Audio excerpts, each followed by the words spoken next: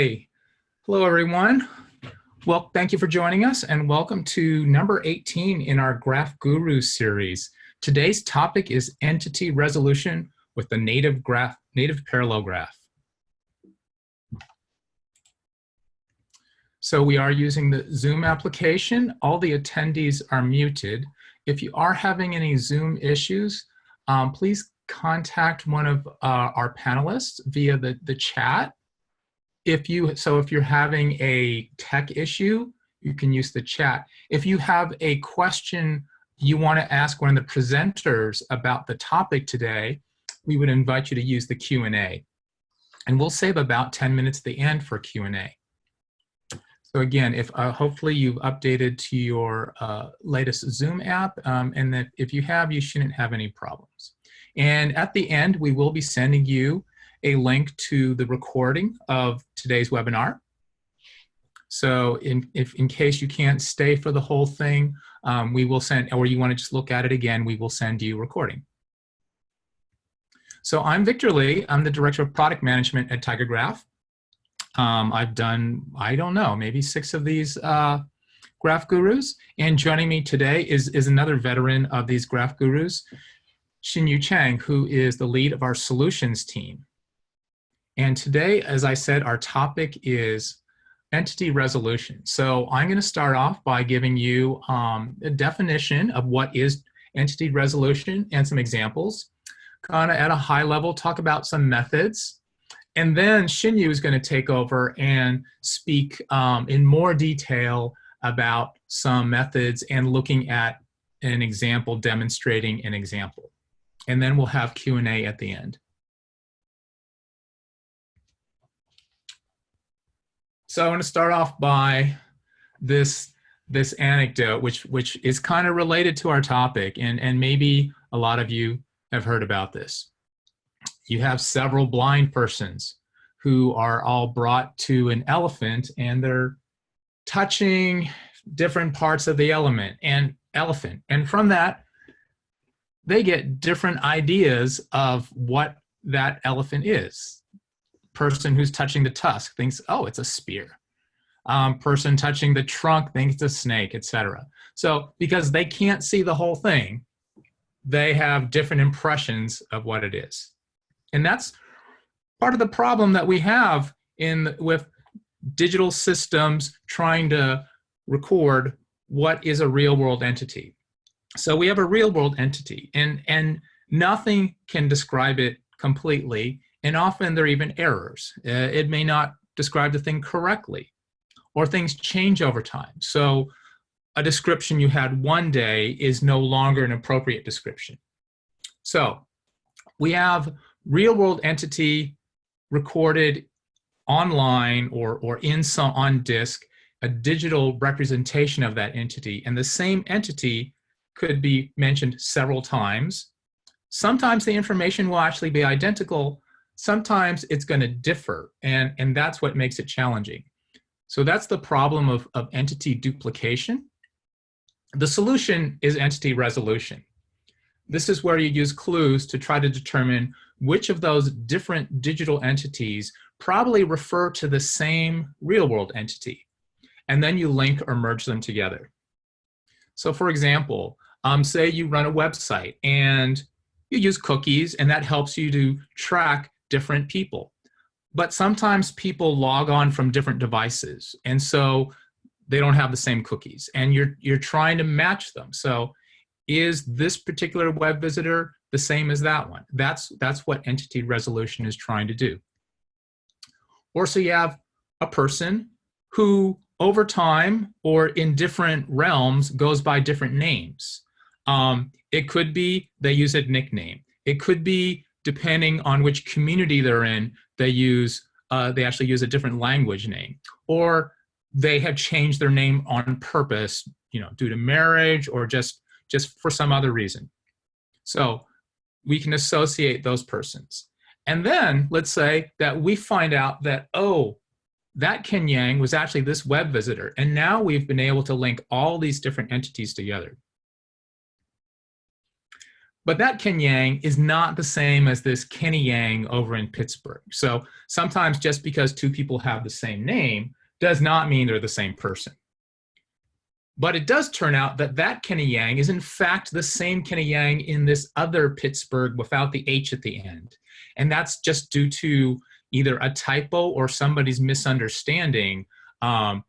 Pittsburgh with the H is in Pennsylvania. Pittsburgh without the H is in California. But so they are in fact two different cities, but maybe one of those is actually a typo and it's supposed to be the other one.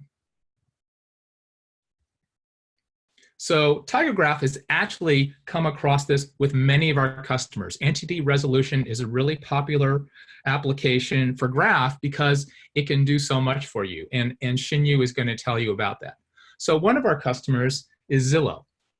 I guess the biggest online real estate search engine. So they serve both ordinary people like you and me who might be looking to buy or sell property, and they work with realtors and real estate agents. So, you know, they have, again, a lot of registered users, they have millions of properties, and they have these unregistered visitors. And they're trying to match up these unregistered visitors with each other and with the registered visitors, because if they can do that, then when they recommend a property, they can do a better job. And in fact, they actually use some of that surfing behavior to decide who is actually the same person. They can, you know, use the IP address. They can use what time of day, maybe what properties they looked at. They have to be careful because distinct persons will often engage in similar activity. So deciding who really is the same person, you can look at several factors. Machine learning might even be helpful in this case. But if they're able to achieve the entity resolution, and they have been able to do that with TigerGraph, improve upon what they were able to do before, it really gives them a much better capability to make better recommendations, a better experience for the users, and better, and in the end, better financial results for Zillow. Another really important case is healthcare. We've had multiple companies come to us for this. Carta Healthcare is one of them. And this comes down to a special case of customer 360 or customer journey, because over time, a person may see different healthcare providers and different services. So let's say, you know, in January, you went to a certain health facility, saw a certain doctor, had certain treatments. On another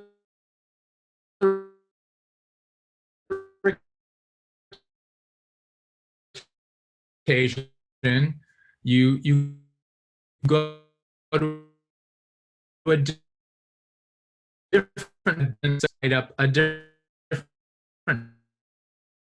medical record. A big nationwide effort to merge electronic medical records, but it's still a non-trivial thing. And if people, there's still lots of different formats. And again, information gets recorded differently, even if it is the same physical person. If you don't have things like social security number, which a lot of people do not want to use anymore, then it gets tricky to try to match up people. But it's really important that we be able to do that because, first of all, it's healthcare.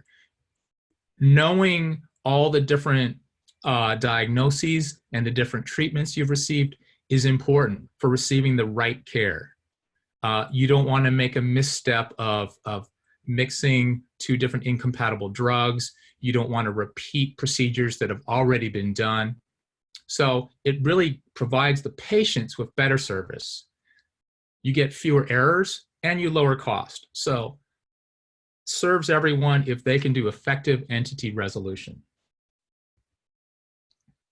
And a third case that has come to TigerGraph's attention and where we've been able to serve our customers is government agencies, usually at the state and local level, where they are providing services And again, it's somewhat similar to the healthcare case of wanting to provide the right service, but also there's also trying to prevent fraud, and which might also be a situation for the healthcare industry. So here it's public services.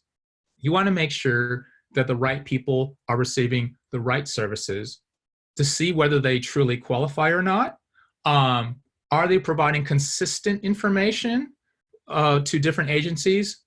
Are they double dipping? Are they trying to cheat the system and trying to get multiple benefits? So is the same person presenting themselves in multiple ways, or either setting up different accounts, or saying they live multiple places when they really only live at one? Things like this. So we were able to help the County of Santa Clara. They had multiple legacy systems, so data stored in different systems, different formats. They could not combine the data. By bringing it into TigerGraph, they were able to build one view where they can now easily do this entity resolution and see who really was whom. So to do entity resolution, you've got the data, but then you have to make the decision about which entities should I merge or link. And there are two basic approaches. There's the deterministic approach, where you have clear, specific information, personally identifiable information like a social security number, a student ID number, name and birth date is pretty good, but not foolproof if you have a large enough population. So these sort of things, if you just see you've got an exact match, then you say, okay, those are the same person. You do have to be aware of errors, because just because your database says it's the same information, sometimes what the database says is not the truth because of either an unintentional or an intentional error, I'll say. Could be a typo, could be the person is actually wants to appear to be multiple persons. I have multiple email addresses for social use. You probably do too. I don't always want to be linked, but I know they're trying to link me. And so, but in today's discussion, maybe you'll find out how companies are doing it and see if you can find some more effective ways to try to subvert that. So besides the deterministic method, there's the probabilistic approach. So we realize we're not always going to get perfect matches. So we just based it on scoring. It says if it's an exact match, we'll score that factor 100%. If they're pretty similar and there's a high probability that they wouldn't be so similar unless it was intentional, then we'll give it a high score. And so some of this is application dependent, determining how to set up your scoring system. But you need a tool like TigerGraph, which can do those calculations rapidly and combine them. So TigerGraph is excellent at searching out relationships and doing the aggregation to come up with these aggregate scores.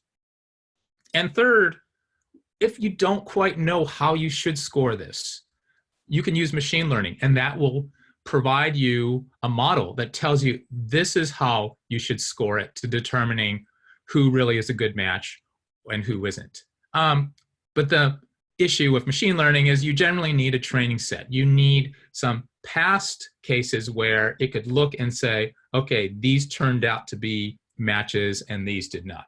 So if you have that past data you can use as a training set, then machine learning is a great approach. And TigerGraph is also proving how it can be used for machine learning, and we'll be coming up with webinars in the near future to go over that. So I'm going to quickly go over again some high-level examples of the deterministic and the probabilistic approach, and then I'm going to turn it over to Xinyu. So this is looking at the government services example. It's a toy example. We can't show you what they really do, but let's say they have 3 databases. The first one has social security number, email, and address.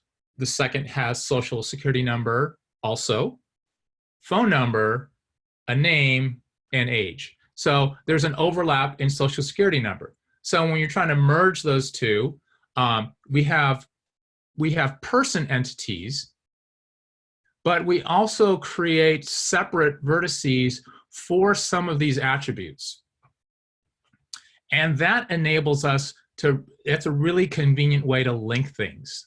So for example, if social security number were a node, you create this little maybe 3-graph mini subgraph, 3-node subgraph for that person because there's 3 attributes, and this one has 4. And then you would see that the social security numbers are the same, so then you can actually merge those nodes. Or just link, you know, here's a person, and originally you had 2 persons, but then you see they're the same person. And again, here we have an email address, which is also in source 1, a phone number, which is in source 2, and gender, which is additional information we didn't have in the other 2. So again, if you're able to do exact matches on email, exact matches in phone, you can merge these entities, and basically what you end up with is a richer person. There's the person vertex, and now they're linked to a phone number, an email address, an age, and gender. More information that you had than by looking at any one source. And lastly, I'm going to take a quick look at entity resolution from a probabilistic approach. So these just represent entities. They could be persons, they could be other companies, they could be products, events, whatever type of entity is relevant to your application. And then you develop some sort of way of deciding when 2 entities are similar. Again, do their names match? Do they differ by just 1 letter, which might indicate a typo? But you have to be careful because real names that are intended to be completely different do in fact differ by 1 letter. Say Dan versus Don, right? They're not the same. They're not supposed to be the same. But you might also use refer to a nickname dictionary to say, okay, Jim is a common nickname for James. So if you see Jim and James, there's a high probability that on that basis, it's the same person. But that should only be 1 factor. So the idea here is to take several factors into account and combine them. So if you do that, you come up with your net scoring system. So again, you can look at similar attribute values, or now not just direct properties of the entities, but also what are they related to? Are they related to similar things? And that's where the graph comes in handy. Again, when you're modeling things in graph, you have a choice of whether to make something a property of the node itself or to make it a separate node vertex and link it. And sometimes if that is going to be an entity, if that property is something you're going to inspect often, it often makes sense to model that as a separate vertex and to link to it. And then it becomes very straightforward to see how different entities are all linking to the same one. So like, excuse me, all of these entities are linked to C by a similarity score. So what I'm saying is this is the original data set. They're not linked to one another. What these links, these are the similarity scores. After we run our analysis, we see, okay, there's 95% similarity between B and C, 65% between C and E. So if you look over here, you see a cluster where the scores are, 89% or higher. Over here, again, 89% or higher. But these two, they're in the 60s. So these are relatively strong. These are relatively strong. Weaker. Not weak, but weaker.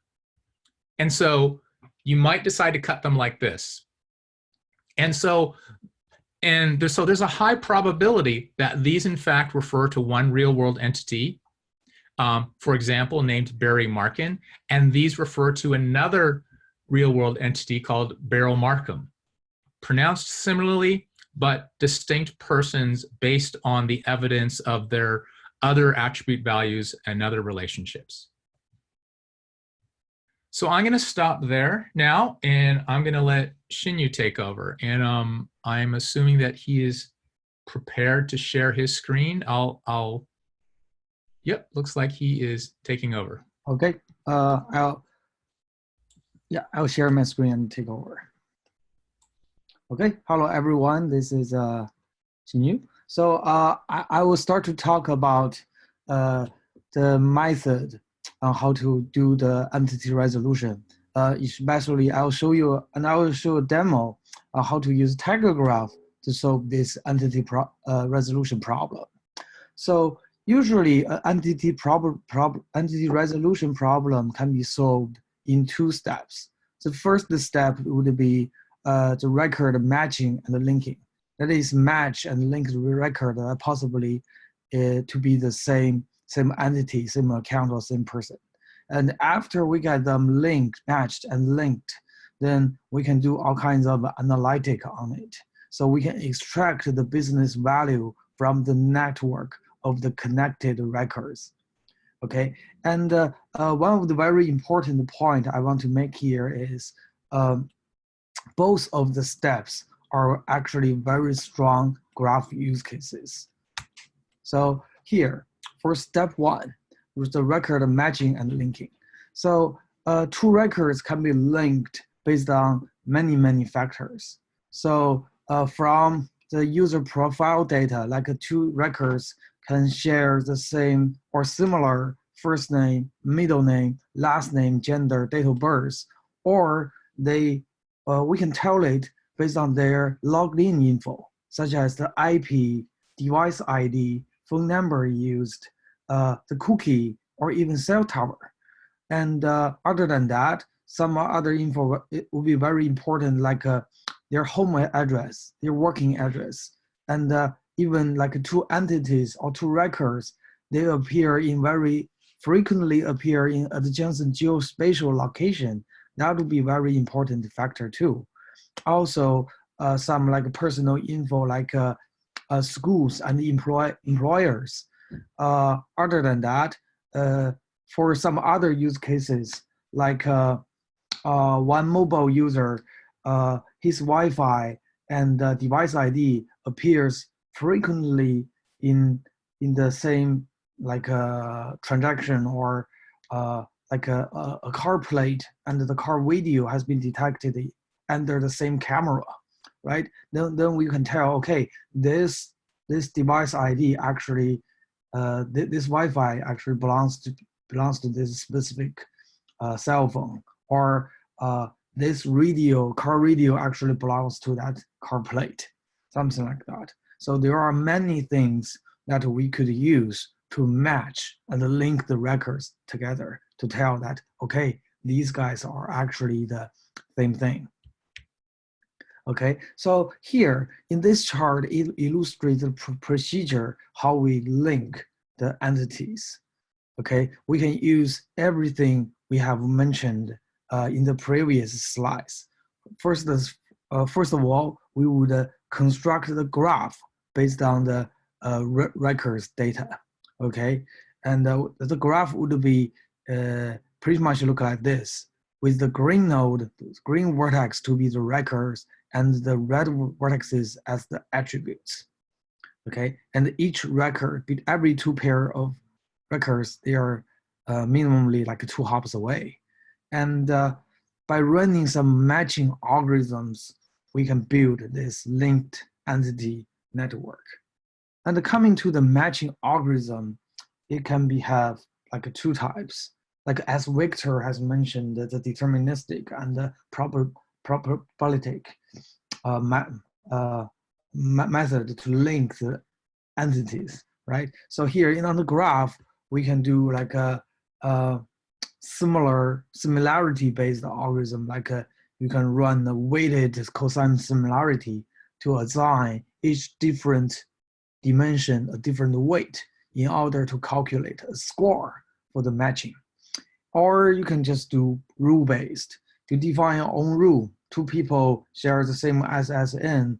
Two flight ticket buyers shares the same passport. Then they must be the same person. Or other rules like if all the first name, last name, and home address matches, we say, okay, this must be the same person, something like that. Okay, and after we get all the entities linked together, we basically get an entity network connected by the new edges. The new edges saying, okay, these are the same entity. After that, there are a few choices. There are a few choices when we want to build such network. Okay, and the first one is just that we can easily connect them with an edge. And in this chart, the yellow node is the event. It can be like any, like a user clicking event, user purchased something, user watched the video, something like that. And the green ones are the different records in the network, and they connect together means that they can be the same entity. Okay, and the first one is very simple. It's just whenever two records matches, we connect an edge between them. And the second one is we can also choose to create a unified entity, and we connect all the records to that unified entity, so that when you do some search, you can just start from that unified entity, just start from it, and then get to all the records. Then you will get all the events. So this way, you will take some extra step and work to create this unified entity, and of course, it will consume your more of your memory space. However, when you do search, this way is more convenient.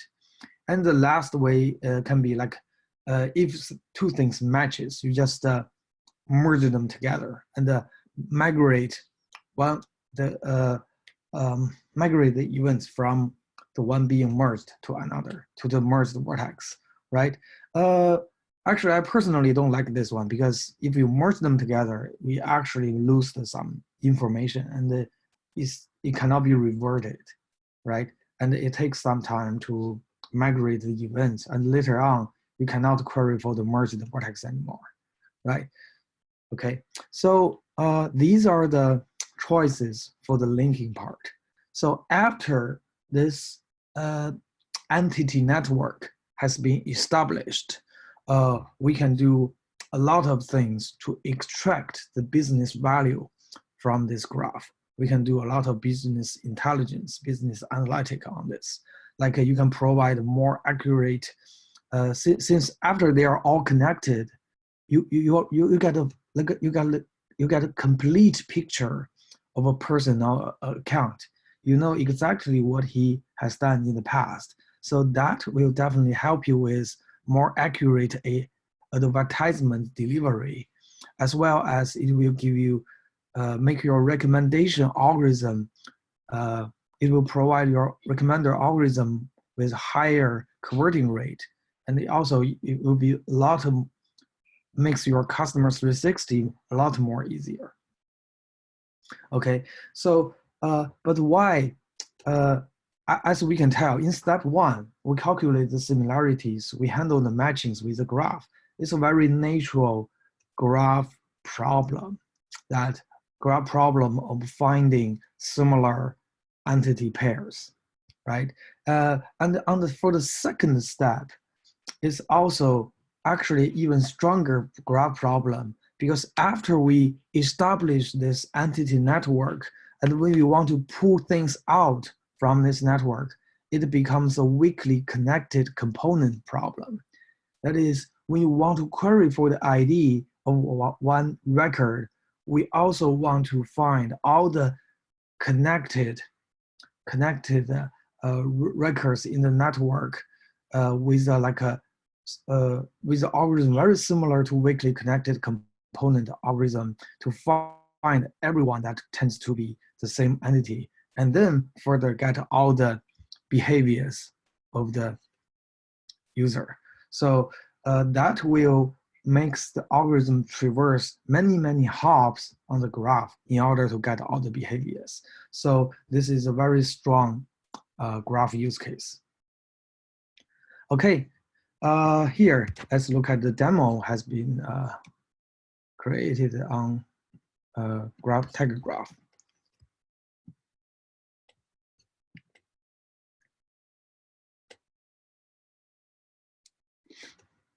Okay, so this is the graph schema. As we may know that usually takes 3 steps to create a TigerGraph solution. The first step would be define the graph schema. So in this page, design schema page, we define what do we have in the graph, what vertices do we have, what are the edges connecting in between, and what are attribute. So in our use case, we have a account vertex. Account vertex is like a okay. Let's start with the use case. So the use case is like we have a video site, okay, and in the same household we can have like multiple individuals. They watch their own videos, or sometimes they watch it with family. So that the problem is we have multiple accounts in the same household. However, before the entity resolution, we don't know they are actually lived. We don't know they live together. We don't know they watch video together. So after entity resolution, we know, okay, oh, account A, B, and C, they actually live in the same household. Then maybe it's a good idea that we make some recommendation for their family, some recommendation for everyone, right? So that's the story here. So that's here we have the account. That is an individual account. So account have list of attributes that will be used in the matching algorithm. From IP address, since they are in the same household, they tend to use the same IP address. Email address, they share the same last name because they're family. They use the same phone number, they use the same physical address, or they even use the same device. So these are the attributes that will be used for the matching. And then for each account, we also keep the video playing event. So at what point of time some account played which video for the certain period of time. And for each video, we also have genre and keyword information. So we have downloaded some real movie data set with genre and keyword information. Okay, so this is the schema. After the matching, we will connect all those accounts tend to live in the same household with the same owner edge. And the second step of creating a solution will be ingesting the data. Here you can see 2 files, the mapping logic of 2 files, that how we populate the play event and all the attributes used for the matching. For the video general and the keyword, we are actually loaded from the backend, so I'm not going to show it today. Okay. Okay, so here, from the exploration page, we can easily explore the graph, see what is there. For example, if I look at the video and double click it, oh, this is the empty one, it's found. Okay, so by double clicking on a video, we can see it's at what time it has been played, right? And its general and the keyword. Then we know this kitten with a whip movie is a thriller movie, and is a keyword, maybe it's a person's name, okay? And by double clicking on a person, we can get all his attribute and the videos he has played in the past, okay? That's pretty much how the graph look like. And then now I will show you the queries. The queries of matching, the queries basically follows the step I just showed you here, right? That is some query for record matching and linking, and one query for extract some business value and make some recommendations based on the matching result. Okay, so the first query I'm going to show you is account matching. You can see it just takes only a few lines, only 20 lines, and it follows a very simple rule of matching. That is, starting from input account, find out its attribute, and from its attribute, find out the account who shares the attributes, and assign different weight based on different type of attributes that they share.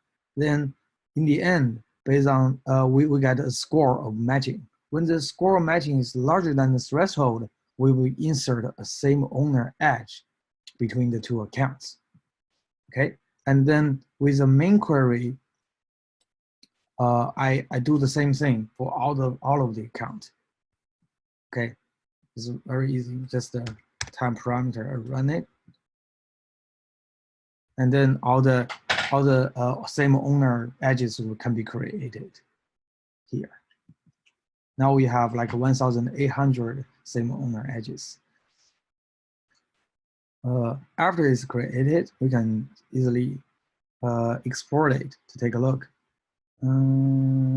Okay, say look up account 1.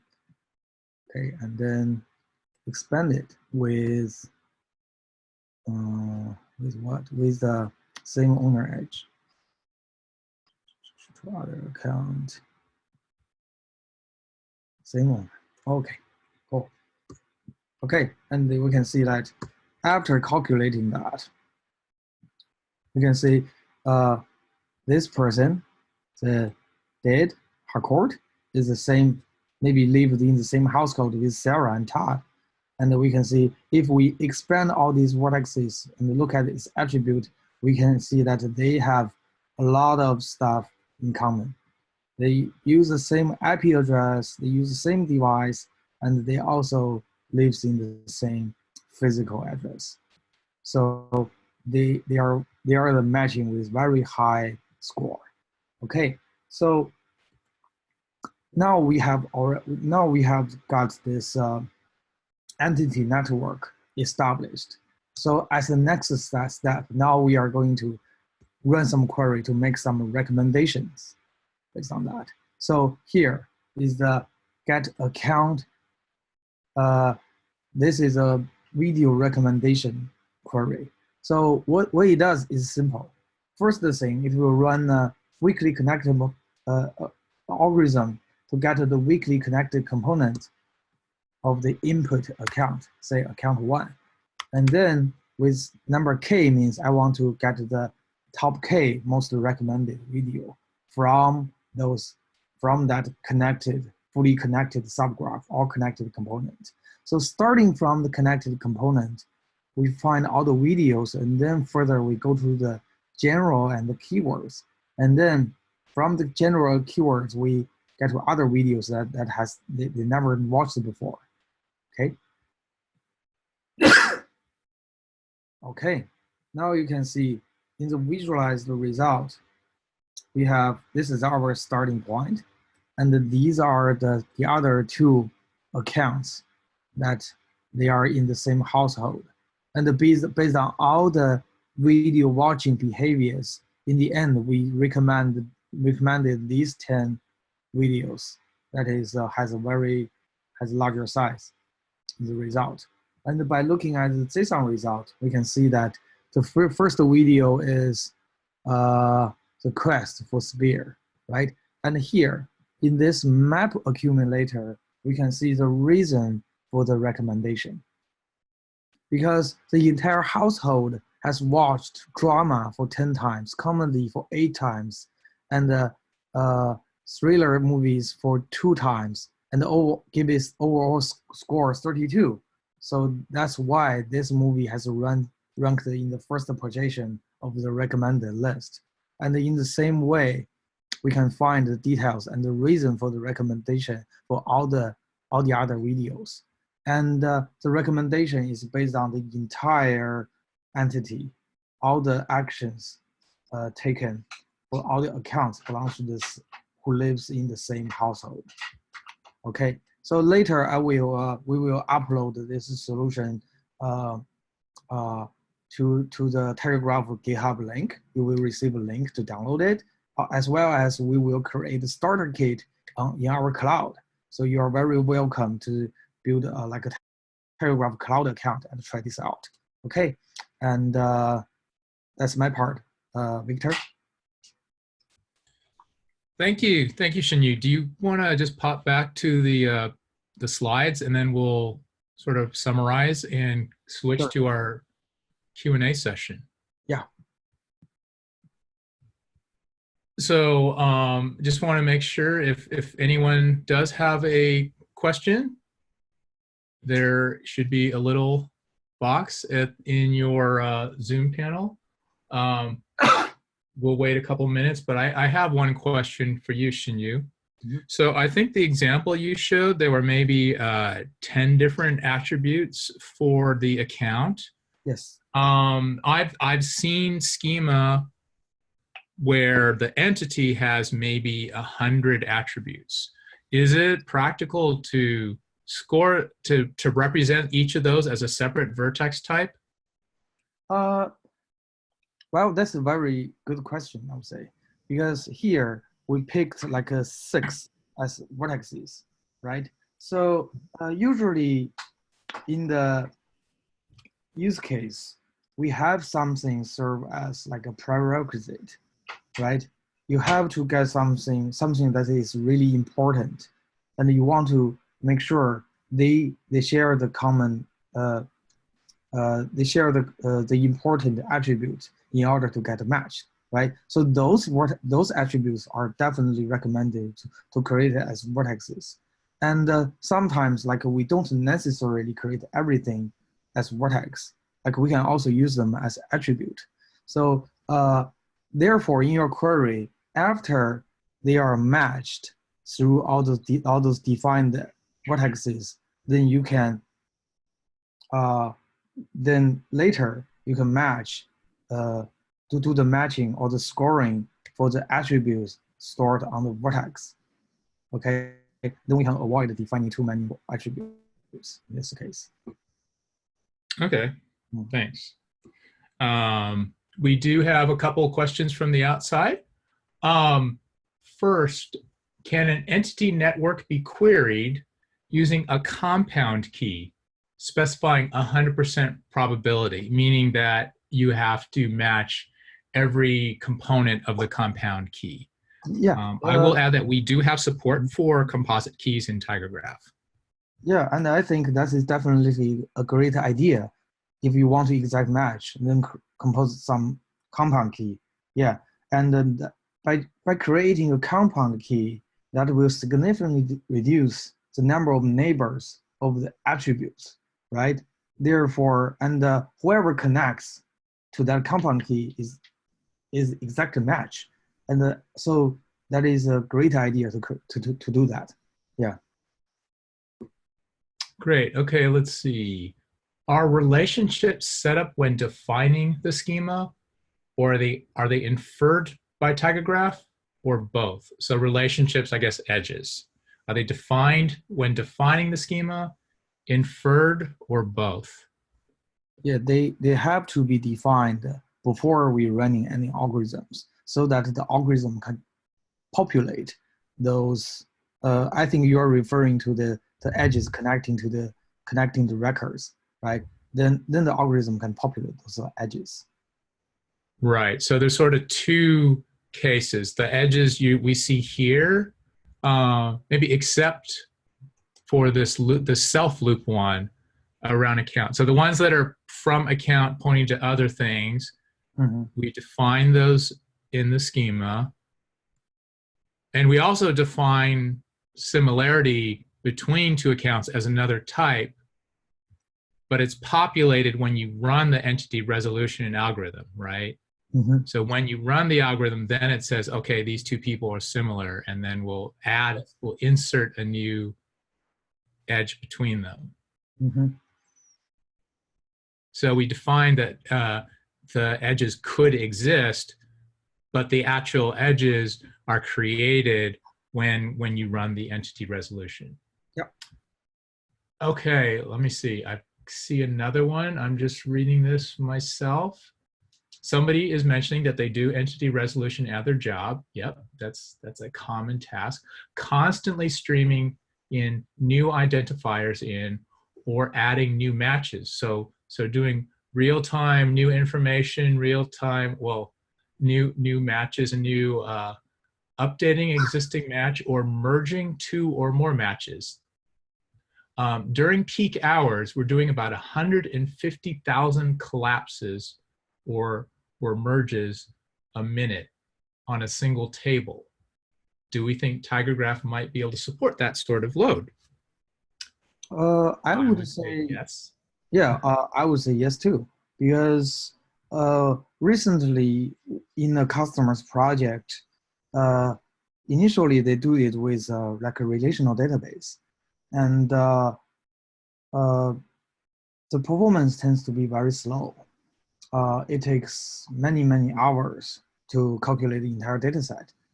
After implementing it with TigerGraph, the entire data set is processed in like only 2 minutes. And so I'm pretty confident that 150K can be calculated in a minute. Yeah. Right, okay, so in one example, that customer, their existing relational database system, it took hours, and we did it in minutes. So the questioner, their system, maybe they have a higher performance system, they're doing 150,000 in a minute. So this is really, for us, this is a data update, and Yeah. And it's like 50, and our, yeah. right. Go ahead. It's like 50 transactions per second, right? So it's not high number for TigerGraph. Yeah. Let's see. There isn't. Oh, more questions. Popular topic today. We have about we had pretty good attendance today. Quite higher than I've seen in a while. Much of this info is coming from other systems, right? So the data is coming in. It's originally stored in other systems. Do you have tools that help to convert a field in a relational source app into an edge, etc.? So do we have tools that help to import data from a purely relational into the graph where you have both vertices and edges? So maybe just talk about our data loading jobs. Right. Okay. Here. So the answer is yes. We do this all the time. In fact, standard input file format. If it were a stored file, it'd be a CSV is the easiest to work with, or we could read it directly from a relational where, again, it's in tabular format. And then Xin, you can explain the mapping. Yeah, so you can see the file icon here means the input file or table. And by clicking on one of the arrow, you can see there is a mapping relationship lies on the right-hand side. And on the left-hand side is the format of the CSV file or the table. And you can see how we map the columns to the vertex structure. Like say, I want to use this column as ID of the vertex and these two columns as attribute of the vertex. Yeah, that's how we map from CSV file tables to the graph structure. Okay, and we have, I was going to say one more, another one just popped up. Does TigerGraph set up relationships as data is loaded or after load? And is this behavior configurable? And I'm wondering again if we've already answered that, or I wonder if there's some particular meaning when they say set up relationships. I think we discussed where we define the types of relationships that can exist in advance, and then we do this real-time data loading, which inserts the edges as the data is loaded. And I see one more question. Do you have support to efficiently ingest data directly from Spark, such as Databricks Delta?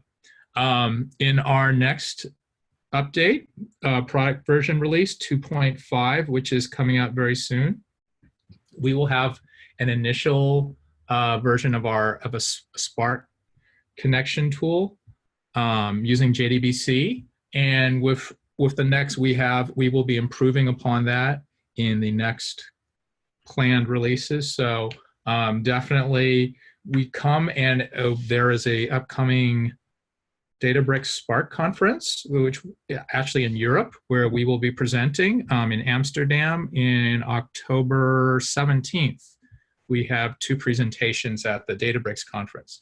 So we are definitely compatible with Spark, and we are, we have ways you can connect now, and we're improving upon those all the time, particularly for machine learning applications, but for whatever your application is, such as just ingesting data for whatever, such as merging. I think that is all for today.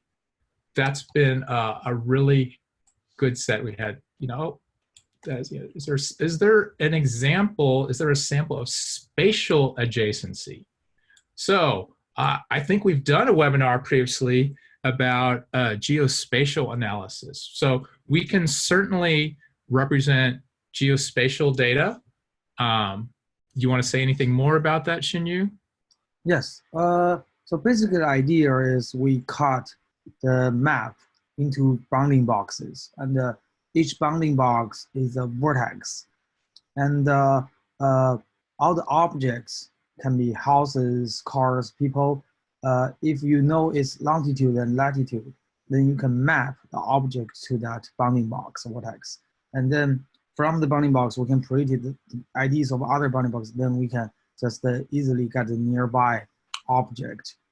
Yeah, that's the basic idea of how we do it. Yeah, and it's highly recommended that you watch another episode of Graph Guru on this. Yeah. So speaking of which, yes, we have many past. This is number 18. So we have 17 other Graph Guru webinars you can look at. They are all on YouTube, or you can go to our website and find a directory. Maybe if you can go to our final page in the slides, we'll show people where they can go.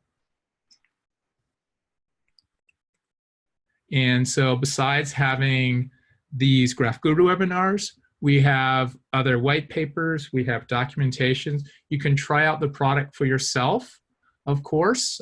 We have the free developers edition. Xinyu, can you switch? There you go. Okay, and then just the last couple slides. So we have office hours. So if we weren't able to get to your question today, you can come to our office hours every Thursday and chat live with one of our experts. You can, of course, send us questions at any time. We are having, if you live in or work in the San Francisco Bay Area, Silicon Valley area, we will be doing a Graph Gurus Comes to You October 1st in Santa Clara.